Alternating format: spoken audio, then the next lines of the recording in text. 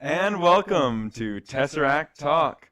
This episode, Iron Man. And as per usual, I'll be joined by Ethan.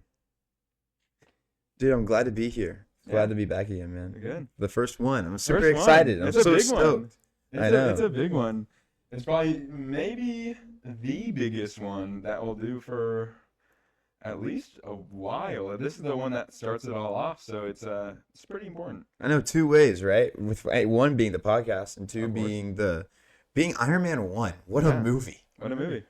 So let's get into it, shall we? Dude, absolutely. I'm All ready. right. So just some notes we have for Iron Man 2008, directed by Jon Favreau. Robert Downey Jr., Tony Stark, iconic. Gwyneth Paltrow, Pepper Potts. Amazing actress. We have, we can talk about that later. Runtime, 2 hours, 6 minutes. It's a pretty solid movie runtime. Yeah. And it grossed 584 million dollars, and that's our opening weekend. Yeah. Wow. Do you want to hear the Disney Plus description of this movie? It's sure. Okay. Jet-setting industrialist Tony Stark vows to protect the world as Iron Man. There you go. That's Wow. Clear, concise. I like it. Yeah. Well, Iron Man 1 came out in 2008. Yeah. That's the one. And so just a few things about that gets into the time period Oh, let's do it. is that 2008 is when Google Chrome was released. Wow. 2008. Do you know what something else really big, or not big anymore, but a really big fad blew up in 2008? Let me hear it. Snuggies. Snuggies. Snuggies became a thing in 2008, I had a man. Snuggie. Do you have a Snuggie? I used to. I don't know where it is. It was a big like sports team Snuggie. You know? Oh. Yeah. Is for those who don't know, a Snuggie is it's a backwards robe. It's a wearable blanket. Yeah, it's a robe. Like it has sleeves. Yeah, it's a and- blanket with sleeves in it. Yeah. Yeah. Yeah. Thanks. But what's really interesting to me about this movie, especially about Marvel Studios where they were at that point in their history before the Disney buyout, Yeah. they were still under the Universal banner, but operating as Marvel Studios, was that they had only previously, well, I guess in superhero movies we had really had was some of the X-Men franchise Of course. and the Spider-Man movies, Yeah. which were all really great. Sam Raimi. Yeah, Sam Raimi, phenomenal. Those movies are awesome. Tobey Maguire. Tobey Maguire Spider-Man is amazing. I'm a big symbiote guy. You know Yeah. that. I'm repping today. You are repping. I'm repping today, yeah. But what's really interesting about how the X movies play into this is that there's always something perceived as something was missing there. Mm-hmm. In 2008, we also got the Dark Knight, Oh. which is a big thing too. Yeah, It's a yeah, big deal. Yeah. I was watching a 15th anniversary video on like YouTube or something. Yeah. And they were talking about how this would compare to The Dark Knight, because everybody was like, "Oh, this is the new Batman movie. It's gonna be big." Iron Man's not as big as Batman, Yeah. obviously. So it was really interesting. And now Dark Knight's over. I mean, been over for a while. Yeah, a very long And time. I think MCU's pretty still going. It's still going. And what's even crazier is that the pick to go with Iron Man, right? Yeah. Because you think about it, they're going through this, Marvel Studios is trying to get up on their feet, trying to get something out there, and they can't use the X-Men, they can't use Spider-Man, Not yet. right? Not yet. But at that time, they didn't really have another lovable character like a Batman or a Superman they could just make a movie off of. Yeah. Iron Man was such a vastly unknown character. And even off that point, even Captain America and Thor were just super unknown characters at that time. They had like really old movies. Like there's a Cap movie where like his shield is flimsy. There's a Thor movie where he has like a very obvious blonde wig on. And so this though I think is the first real attempt to have a cinematic universe from Marvel. Yeah, in like retrospective interviews with the directors, I mean, they even said that they didn't know this was going to go anywhere. Yeah. Right? I mean, we're kind of starting with the end here, but the post-credit scene was there as like a seed for people that would stick around. It wasn't included in the main film because they didn't want to confuse the normal moviegoer. But if you read the comics at all, you knew what that meant. And most people who were into comics at that time, DC was the big dog during that 2008 period. Sure. because they had the Superman movies, the Batman movies. Dark Knight was a huge success we came to see. And so they were kind of the top dog of the movie industry at that time, going into Iron Man. Yeah. And so what a lot of comic people knew about Iron Man was that he was a part of the Avengers, and he had some demons. Like, he had an alcohol problem that shows throughout the comics and even a little bit in the movie. Yeah, especially Iron Man 2, that'll come up. Yeah, there's a ton of Iron Man 2. And so, I mean, it's who else better to play this role of this very successful business person that's fighting some demons than Robert Downey Jr. RDJ. There's some controversy about that back in 2008 because he went through a lot of things very publicly. And that move by the production team for casting, I mean, can you talk about that a little bit? Like, it's a big move. Yeah, I think he had done a movie right before, and same with Jon Favreau, that didn't do too hot. So it was really, I don't know, it was more of a from a hindsight kind of, well, we got to do this. Let's see how it goes. And they teamed up, and the rest is history. Yeah. Well, because Jon Favreau was out if it wasn't for RDJ, right? Because I'm pretty sure from what research that I did was that it was either RDJ or it was nobody, right? So they did a really good job at putting him in a spot where he could, feel pivotal and feel important. Yeah. And we have a few recasts in this movie as well, don't we? Yeah, let's get into that. So we can start with the kind of the, I don't know, obvious one. Yeah. Rhodey.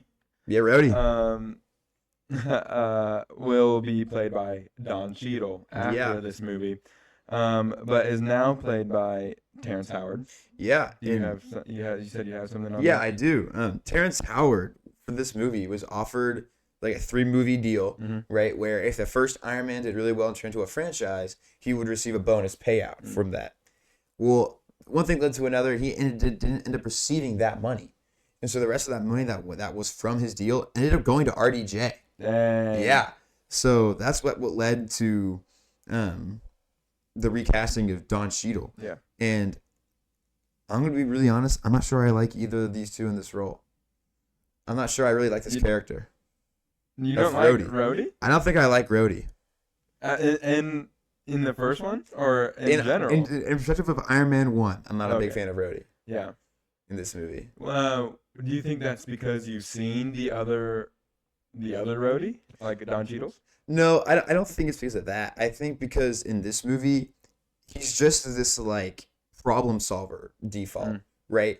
Because we kind of go through the movie, but whenever Tony goes to the big final battle and says, "Clear the skies, keep the skies clear," and he walks in and he's in that 2-second scene, and he just hangs up the phone. Yeah, right. He's like, "Oh, this guy's the top dog." Who does he answer to? It's a training exercise. This guy has to answer to somebody, right? The 2 giant freaking robots are fighting on the streets. Someone's got to know about that. Yeah. Someone more important than he is gonna have to know about that and gonna have questions about, hey, what's going on there at Stark Industries right now? Yeah. And so it just kind of seems like a plot hole filler, Yeah, I think they had intentions of him becoming War Machine. Like you even see it. He's towards the end of the movie, he looks at that line. The Mark I suit, and he's like, "Not this time," or something Next like that. time, baby. Yeah. I love that line. But so that that he has to be in it because it's War Machine. Yeah. And just the characters themselves are pretty intertwined. Speaking of, we have another recasting, and this one's a lot more. I don't know. You have to blink and you'll miss it moment.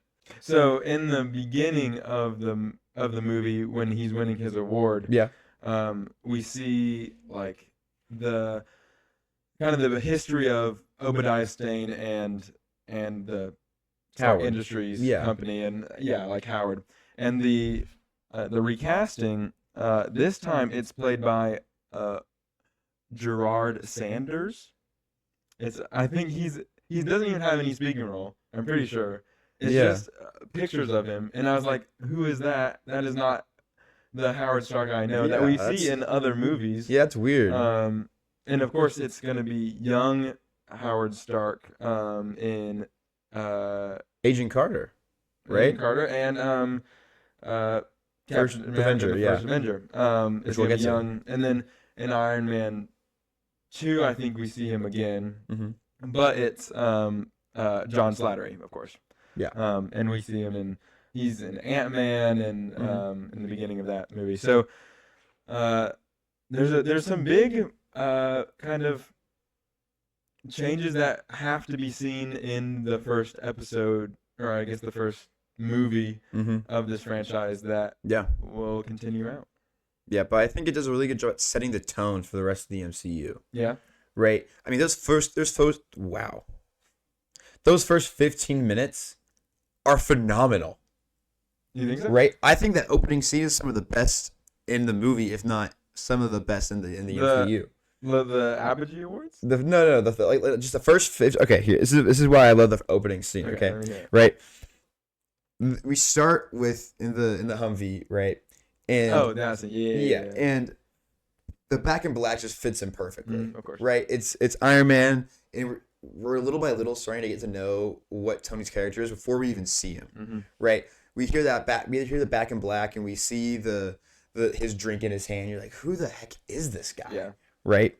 And in the first 15-minute sequence between the attack and then him receiving his award this time in the casino, I think it's really interesting, especially if you're watching for the first time, because you can't tell if you like Tony or not. You can't tell if he's a good guy. Yeah, he's not really the greatest character, and you don't really see that change until he does get captured. With Jensen. Who I think is probably one of my favorite characters in this first movie. Would you say? I think he's up there. Yeah. I wouldn't say he's my favorite. Really? I love Jensen. I love Jensen, but and this is the stereotypical answer, but Tony Stark's my favorite character in that movie. Oh, okay, yeah. Yeah, I guess. And I could even see an argument for Pepper Potts being above Jensen as well. Pepper Potts, I think, is almost Tony's saving grace throughout all of the MCU. Would you say? And I think as an actress, she improves over the course of the movies vastly. Because looking back at this first movie, you can kind of tell she's acting here, right? Where she has her like desperate like yells for help for Tony, and you can kind of just that's you also kind of feel it, like it's like, oh, you're. That could also be writing. I think she's really playing this damsel in distress in some of these moments, like towards the end. Probably one of my least favorite lines of the movie. And we'll get into Coulson in that later, but the agents put this device on the door to like blow it up, and she acts stupid, but Pepper's not stupid. She becomes the CEO of Stark Industries. Exactly. So why is she like, she's not gonna pick the lock or something? I think it's trying to. It's a bomb. It blows up the door. I think it's trying to like. I don't know. I don't like the light that it puts Pepper in to make her seem, I don't know, ignorant. Yeah, but also this is 2008 we're talking about. It's not right. Not We've come a long way, like as a society as a whole. For sure. But back to the movie, back to this opening scene, where the fact that during the attack, when Tony sees the Stark Industries weapon shot at him right next to him, that's the first real seed of what becomes his transformation into a responsible person, I think. And you can kind of see it when he looks at the bomb. Yeah, and then after the casino scene, when we go back to present time, right, when he's in the cave, I think the crowd and the audience kind of starts to determine, okay, this is a good guy that I can get behind, is the moment when he refuses to build a Jericho missile. Yeah. He says that, I refuse. And then he goes into this whole sequence of him getting tortured and whatever. Yeah. But I think that's kind of the moment where we can say, okay, this guy is trying to be the good guy here. Yeah, for sure. Speaking of that scene, there's an Easter egg throughout the movie that appears in later MCU films, but not in the same way. The 10 Rings. Yeah. The 10 Rings is it appears in the background, and it's like that like terrorist organization that Tony deals with. but the Ten Rings comes back in Shang-Chi. Really? As, I didn't. as something like that's the whole movie is how the Ten Rings, and then in Iron Man 3 with the Mandarin, how that all fits, and then we'll probably get that when we get to those two movies. But I think that was a fun little nod that I don't know if they really knew where they were going with the Ten Rings quite yet, No way. so they threw it in there. But now, in hindsight, they're kind of retracing their steps with it. And I thought that was fun. Yeah, and while we're still in this cave scene, the scene where they pull like the hood off of Tony, Yeah. and then Pepper watches that later Mhm. on the camera on the computer, that was just filmed during the first time, Yeah. right? So we were watching just that. They filmed that to replay it later on. Yeah. Yeah. And in the parts where it's untranslated Mhm. in that scene, is them describing the plot of the movie. Yeah. Instead of just going, oh, Obadiah wants to kill Yeah, Stark, yeah, take the company. Yeah, they're just laying out the plot of the movie. So if you spoke, what is it, Urdu, you just had the whole movie spoiled for you. They told a lot of different. Jensen talks about how they speak a bunch of different languages. Yeah, the Jensen comes into that scene. He comes back in Iron Man 3, where he talks about he said, I've met you before, and then he talks about Tony being drunk, like we said. And I thought that was a fun nod, but we can get that when we get to Iron Man 3. Yeah. Another thing that's kind of interesting, a good parallel from the start to the finish of the movie that I noticed, is that whenever Tony builds his Ironmonger suit, right, or whatever they called it, The first suit? Yeah, that's Mark the one? Mark One, the Ironmonger Obadiah suit. Yeah. That's right. Is that it parallels to the very end of the movie with the Ironmonger when the 10 Rings members walk in there slowly to get surprised by the suit, the same way that Pepper and the agents from S.H.I.E.L.D. walk in there just to get surprised by the suit. Yeah. It's a really interesting like full circle moment where we kind of come back around of Obadiah really trying to mimic what Tony's done. Yeah, but poorly. Very As poorly. we've seen. Let's get into. So he goes and then to the press conference.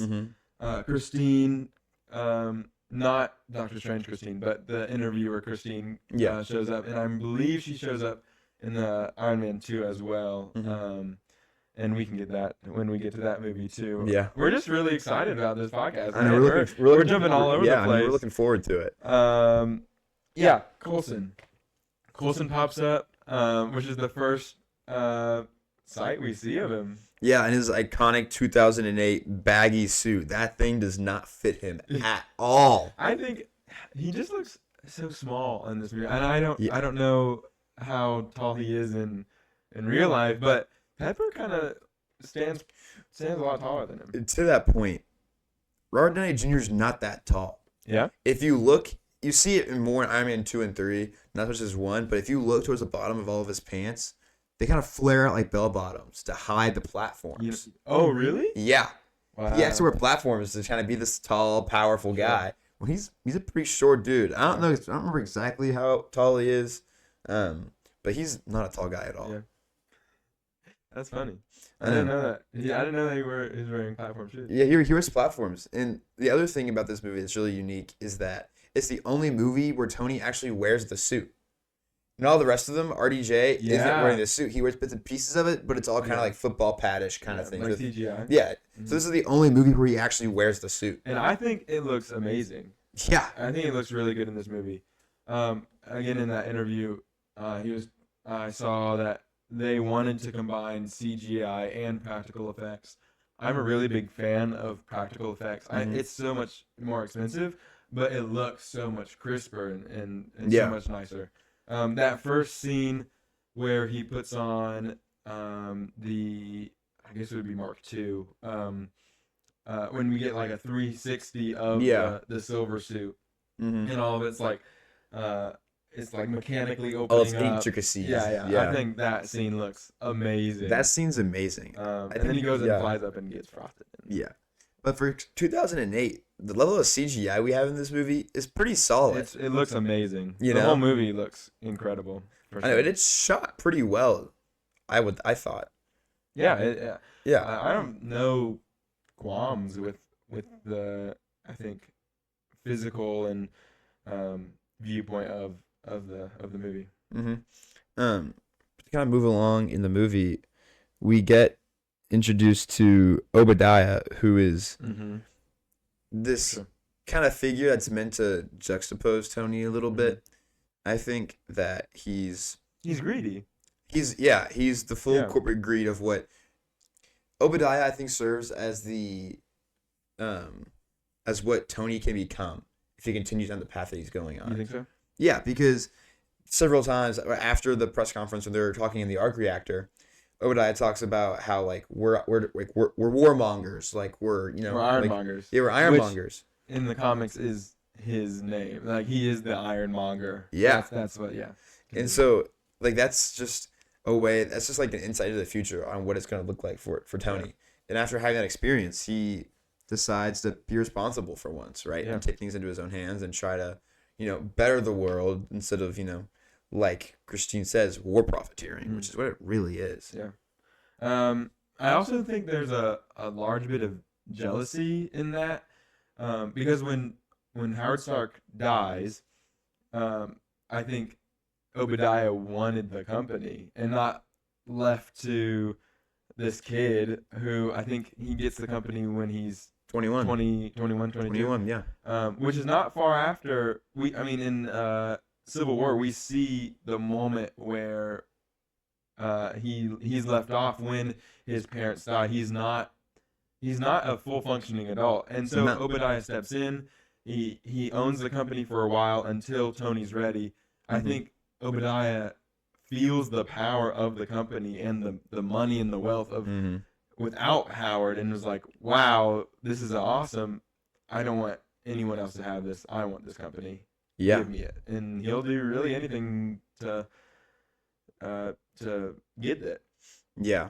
And I think that over the course of the movie, we kind of see Tony grow in the opposite direction of him, right? Oh, yeah. He decides after the cave, yeah. Yeah, after the cave, it's that, like, Obadiah says to Pepper, like, towards the end of the movie, that Tony left a part of himself in that cave.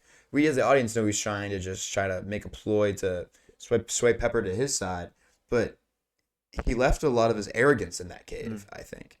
He's still an arrogant guy. He's Robert Downey Jr., he's Tony Stark, right? Yeah.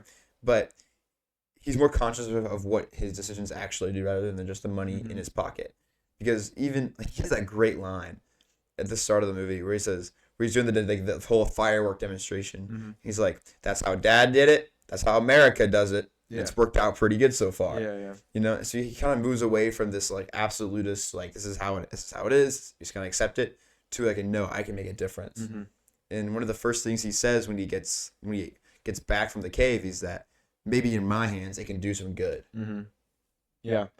That sort of arrogance, though, I think is a huge part of Tony's just character and why he is so lovable. Even though he is arrogant, he has some swagger. He has that confidence. He has that hot rod red, man. Yeah. Speaking of, he has in the movie he's working on a hot rod. Yeah. Do you ever see him drive that? Nope. I don't think. He also has motorcycles. Do you ever see him ride a motorcycle? Nope. Ever? Nope. I didn't think so. And I was like, I saw that in the movie. I was like, what is happening? But on all of his cars, his license plates are numbered Stark 1 through like 5 or 6. I think you see 4 and 5 throughout the movie, and they're like Audis that are. Yeah, talking about product placement. I know, right? Audis are everywhere in this movie. I know, but it's much more. It's not as much as it's not as in your face as it is in maybe like today's Marvel movies or stuff like that. Another fun thing I noticed was that the gala or something that they go to, it's in the Disney concert hall. Really? And I was like, whoa! And so the future owner of Marvel, of course, on August 31st of 2009. 2009, so like about a year after they were sold for $4 billion. Yeah, when I first rewatched this movie, I couldn't remember if Disney had bought them yet. And that idea was immediately dismissed in the first 15 minutes when you see that one big sugar pull on his plane. From that point, right, they haven't bought them yet. I think, there's things in other Marvel movies down the line that still, I don't know, wouldn't be. It's not Mickey Mouse on there. Well, but, yeah. Yeah. let's another little thing I noticed was a little, I don't know if this is a cameo, but the pilots that like kind of chase after Tony in their fighter jets, they're Whiplash 1 and 2. Yeah, there were. Yeah, no, I Which noticed is that. Yeah, which is the villain of Iron Man 2 is Yeah. Whiplash. So I was like, oh, that's a little fun. yeah, it's a thing. little nod. I don't know if that was like foreshadowing or just they wanted to slip that in there or just Yeah. thought it was a fun name, but I thought that was fun. Also, he destroys one of those planes, Mhm. the F-22. They're $350 million, but he's Tony Stark, so it's okay. And he hit him. Yeah, exactly. That's what he Right? said. Yeah. Something that I really liked was that we find out that Obadiah is bad before Tony does. Yeah. We see him go to the Ten Rings to kind of like demand something, and then wipe out all their guys, of course. I really like that because that raises the stakes of, oh shoot, I'm nervous for Tony because this guy is really close to Tony, but he's doing all this bad. He ordered the hit on Tony anyway, but then in a couple minutes, we do see them interact. When he steals the arc reactor from his chest with a very specific tool. How does he get that so fast? I have no idea. Did you notice that? And I he opens it thought up in about a perfect that. case with a perfect Yeah, phone. he knew everything he needed. But what's really interesting about that section of the movie, this is probably my favorite Easter egg of the movie. And I don't know if you caught this or not. But you know when Obadiah's playing the piano? Yeah. He's playing Larghetto, right? Okay. It's a piece by Antonio Salieri. Oh, you did your research. And Antonio Salieri is known as the lifelong bitter rival of Wolfgang Mozart. What? And even at one point was rumored to have plotted his death. That's crazy. And that's just an amazing Easter egg. That was probably my favorite little How did I tidbit. know about that? I'll just do my research on little like tips and facts and little Yeah. tidbits and Easter eggs, and that one blew me away. That's really cool. Right? Because even there we see that that like comparison of like the envy and like the desire to be and to have what Tony has. Yeah. Right? And when there's a really interesting question that I think can get as deep or shallow as you want it to, but Sure. when Obadiah is taking the arc reactor, Yeah. you know what he says to him? No, what did he say? Just because you have an idea, you think it's yours. Oh, that's right. Yeah. Right? He has that line, and even in like today's like really digital age, like because you have an idea, does that make it yours even today? Or does it not? Like, what do you think? Like, what do you mean? The inventions that we have? Well, like the inventions, but like if you have the idea, like kind of almost like copyright laws, almost, right? How like if you think like you have this idea, but does that really make it yours? You know? Because Tony, like when he makes the arc reactor, he says, and Obadiah wants to like take it and gets a mock-up. So he says, "No, this one's for me." Right? Well, I mean, I think that's also kind of reflective of just how things kind of go. Is that I have this really great idea, but someone nefariously or not nefariously beat me to it. That's just a bummer, I think. But I mean, in this case, it's definitely taken from Tony, literally from his body. What I also don't know is why he didn't go down the stairs and look at the Iron Man suits and just take one of the. He grabbed the first one, from the Ten Rings. Yeah. I don't know why he didn't walk downstairs, grab a suit, and I mean, they might have been tagged or something. Yeah, but I can't imagine being a part of the Ten Rings and hearing my boss say, "All right, we're gonna go dig out in the sandbox for a bunch of metal scraps." Yeah. Right. That does not sound like something I'd be very entertained with. Scraps. That is that's the second most iconic line from this movie. With William, who does appear in Spider-Man Far From Home. Really? Yeah. He comes back with Mysterio, but That's interesting. Yeah, that's for later on. It's for down the line. the one other movie he's in. The one, At least in MCU. Yeah, but I mean, I think that the first like 40%, 50% of this movie is phenomenal. Oh no! On the first 40%. I know. I think that from after he blows up all of his weapons in Afghanistan. Yeah. From that point, the next considerable portion is really, really slow. You don't like the plane chasing? I think it's really stretched out. Oh, really? I really like that. That's probably one of my favorite parts of the movie. I enjoy the interactions they have, but it just really feels drawn out to me. Like I enjoy seeing like they're pretty much establishing how Iron Man is choreographed, right? Like how he puts his hands out whenever he flies to the sides or for his repulsors, and how he like engages his flaps to brake check the Raptors. Yeah. Right. But something about that scene just seems really just like it's just exaggerated too far. You think so? You know, right? Because I feel like from that, especially after that, the movie comes to a screeching halt. You kind of start to feel like we're kind of slugging because as kind of almost how Tony does to figure out like, oh, Obadiah is this bad guy. He's trying to kill me. What am I gonna do? What about Pepper's like redeeming? I don't know about redeeming. She didn't do anything wrong, but Pepper's moment of greatness, her time to shine when she goes in and well, I guess that was Tony's idea, but she did it. Oh well, yeah, Obadiah she was pulled it there. off. I mean, she pulled it off really well. And I like how they give her that time and that role in this movie to be able to achieve stuff that you know makes her a memorable character, right? Because this is the Pepper Potts, right? Eventually becomes Rescue, right? Yeah. So this is like a important character, but in the lens of this just being a one movie thing, they didn't have to do that. Right, because they didn't know this was going to blow up. They didn't even know that they were going to eventually have Rescue. Yeah. Right, so they didn't really have a. I mean, granted, we've seen her being rescued like once, twice, something like that. Yeah, but they didn't even know that she was going to be a long-term, like character. Yeah. Right, so to give her this time early on is really productive, I think. Yeah, I think so too. And then of course, really, I think the second half of the movie is what like. How it kind of connects. Like you see Tony connecting the dots, you see Pepper connecting the dots to then connect the dots to Coulson and Shield.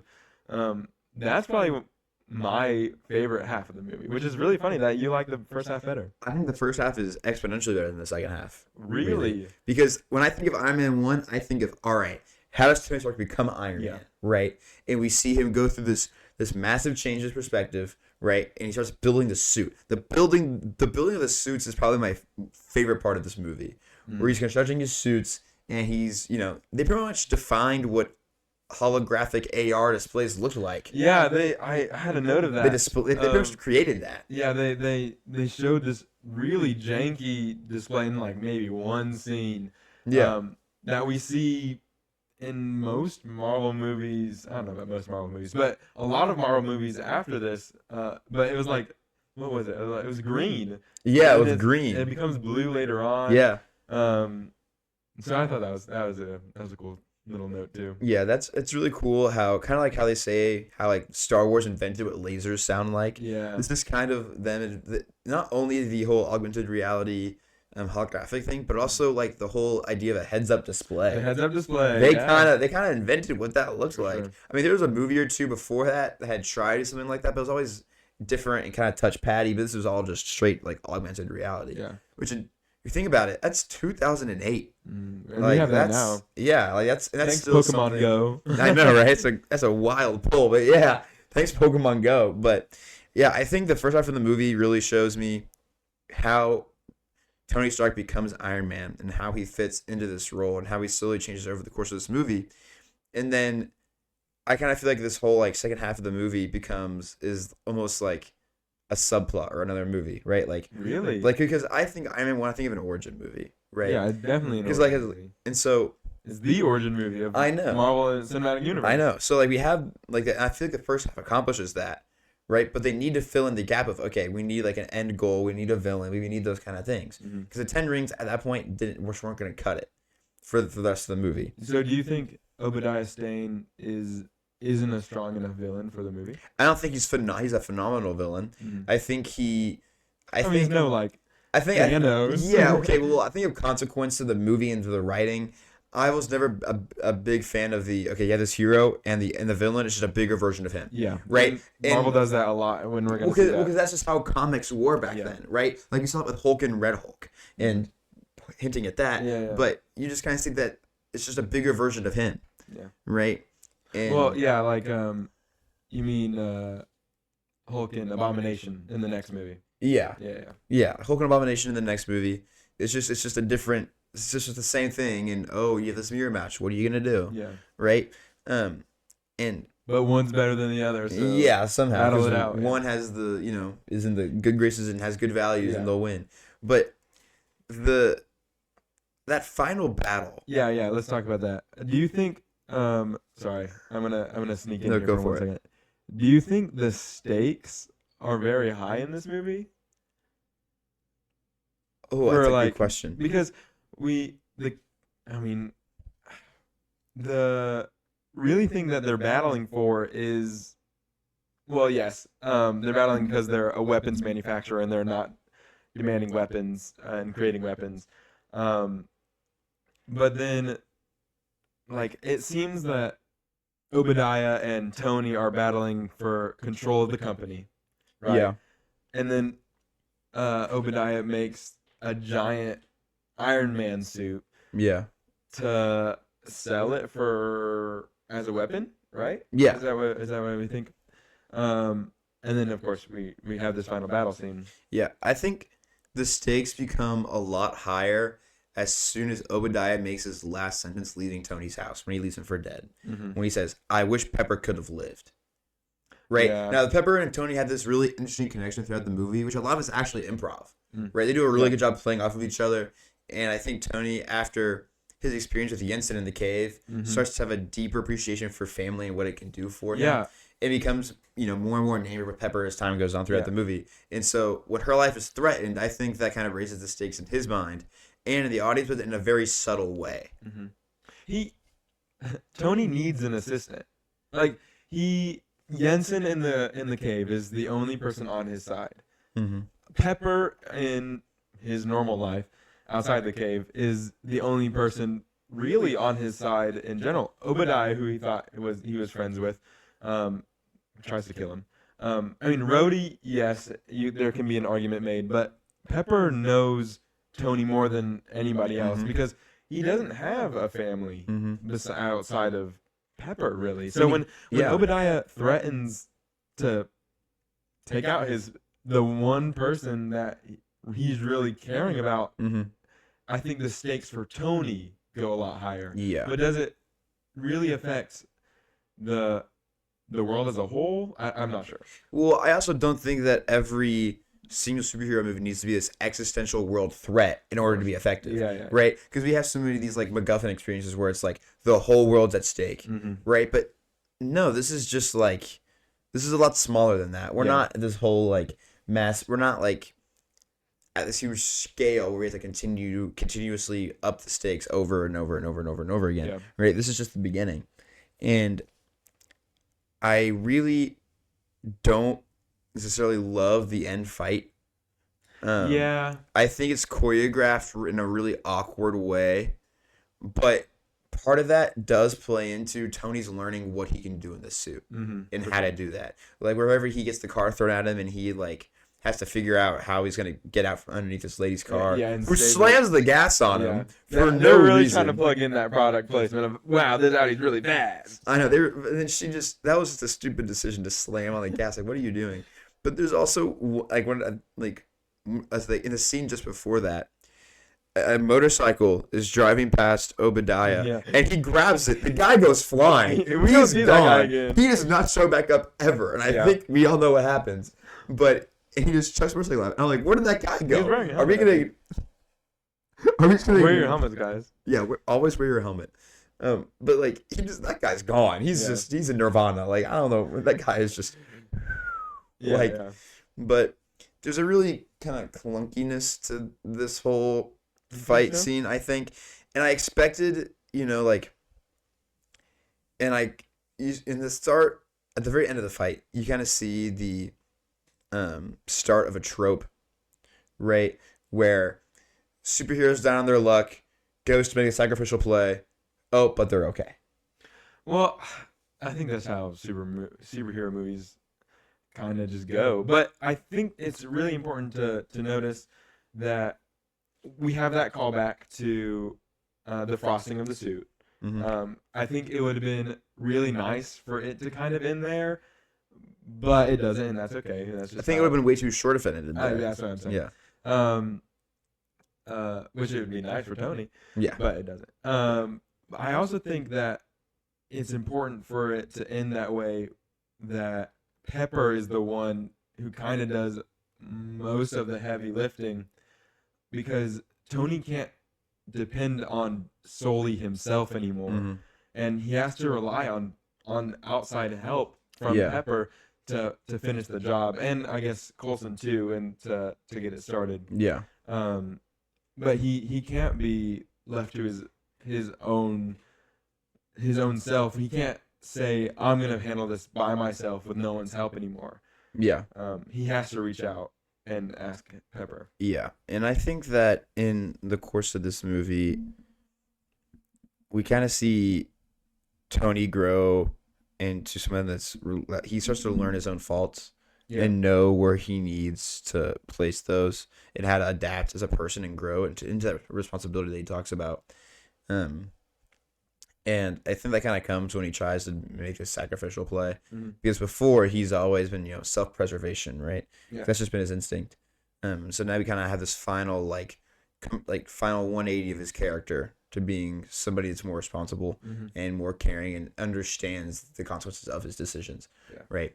But one part of that fight I think is really dumb in that moment is where Obadiah says to him, you tore out my targeting system, you punk, and he whiffs twice. That's just, why is that there? Well, yeah, I don't know why that's there. Because we see him do it earlier in the fight, and I understand why that's important, because we see him we see Tony attack that system in his back earlier on in the fight. But after this fight ends, I almost expected there to be more action after that, or one last raid on the remaining of Tony's he blows weaponry. Up. I know, but it just, after that final battle happens, the rest of the movie kind of just races to the end. It just sprints to the finish. Yeah, if we look at it climax action, following action, resolution, it kind of goes. I don't know for our listeners if you'll be able to see this, but on the video podcast, it goes really up, pretty slowly, like you were saying, and then resolution and then climax really fast. Yeah. I did notice that too. Yeah, but the end of that movie is phenomenal, and I think it really, it's a classic. It's iconic. I know. And I think that separates Marvel from DC in leagues beyond we understand. Yeah, because at the very end of the movie, when he has the cards in his hand during the press conference, the whole outline from Coulson, he says, "I am Iron Man." Yeah, the iconic line. That makes a statement and makes a standard that, because we have Batman, Superman, Spider-Man, oh, I'm Peter Parker, I'm Clark Kent, I'm Bruce Wayne. No one can know my identity, or they're gonna hurt the ones I love. Sure. Tony doesn't care about any of that. Yeah. That's an invitation. Come get me, right? And he makes this kind of statement in this standard that secret identities don't really matter here, right? Because if you think about it, the Avengers' identities aren't really secret. No, yeah. Right? I mean, we all know that. The first set, yeah. Tony Stark is Iron Man. Well, and Clint, Hawkeye. But no one cares about Clint. Are we serious? I care about Clint. No one cares about Hawkeye. I care about Hawkeye. I feel like Hawkeye would be kind of just running around the Avengers facility trying to be like, guys, my secret identity, it's Clint. Like Hawkeye, shut up. We don't care. Just go away. I care about Hawkeye. Anyway, it ends with the iconic "I am Iron Man," which does come back later, of course. Yeah. But do you think that's a? Oh, I also think that it also kind of plays into Tony's arrogance, because he wants the credit. He wants the credit to be Iron Man. It's his character. Yeah, he was like, yeah, I did that. Give me some praise. Yeah. And so I think it's on brand for Tony to do. Yeah, and also while doing that, he's also refusing to lie and be honest and be transparent and have that confidence to just say it how it is, right? Yeah.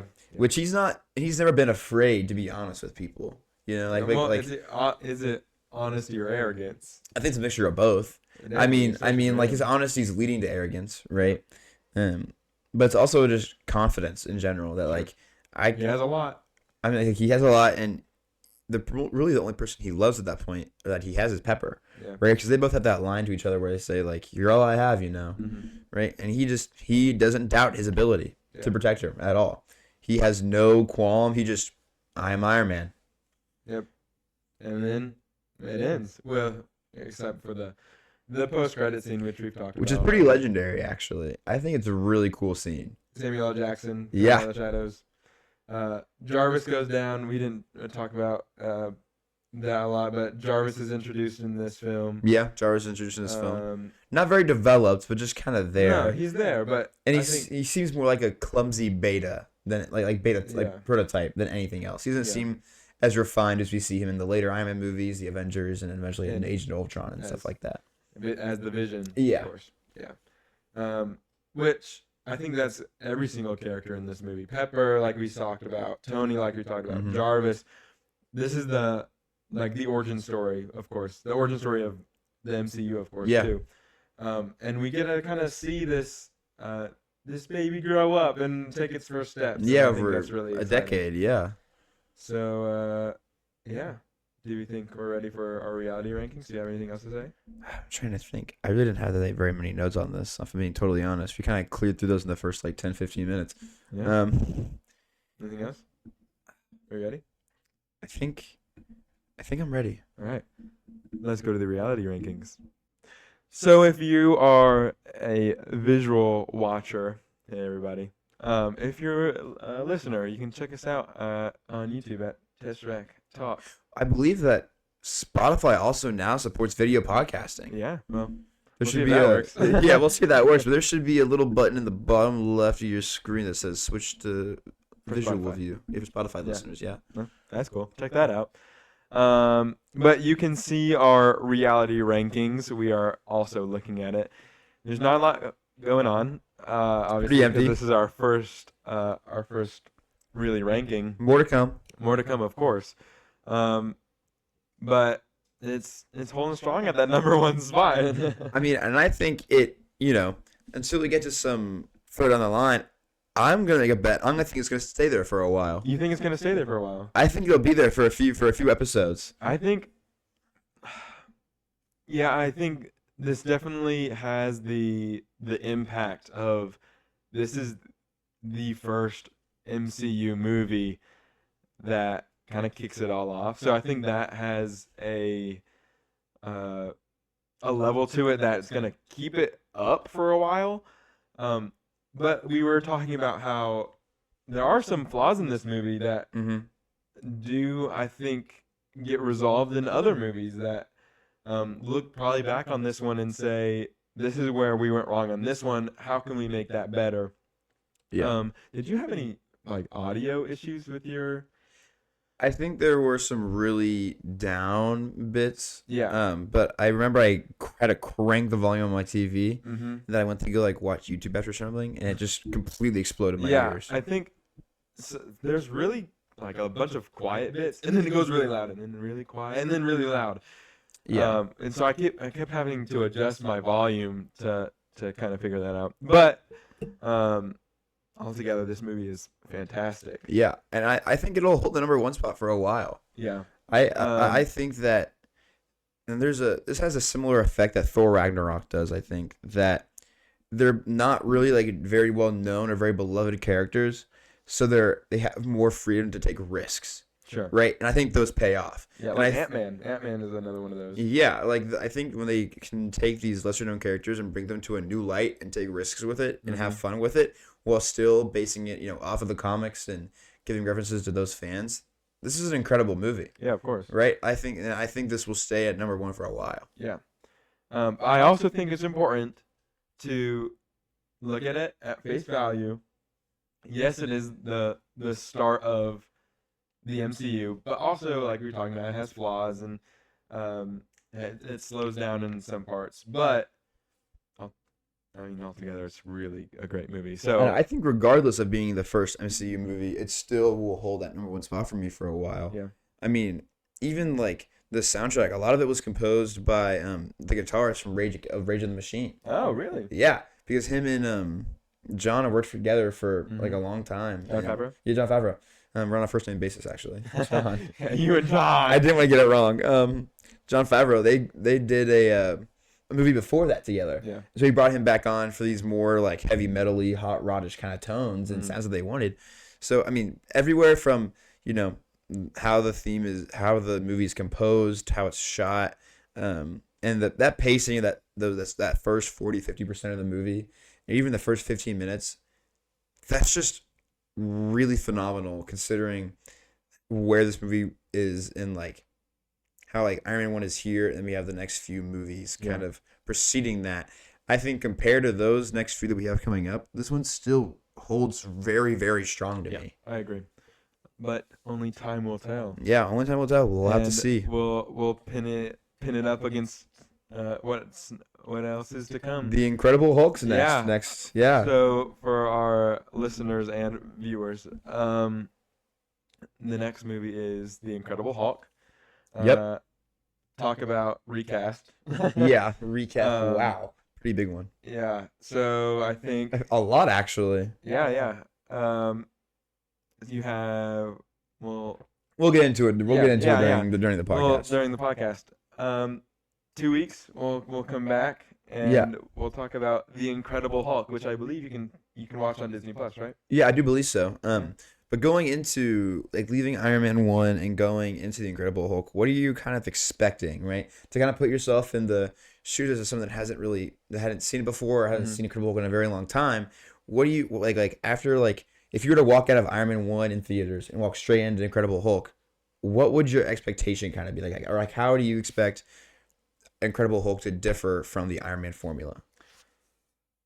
Yeah, that's a good question. I think the importance is to stay in this world and keep building on it.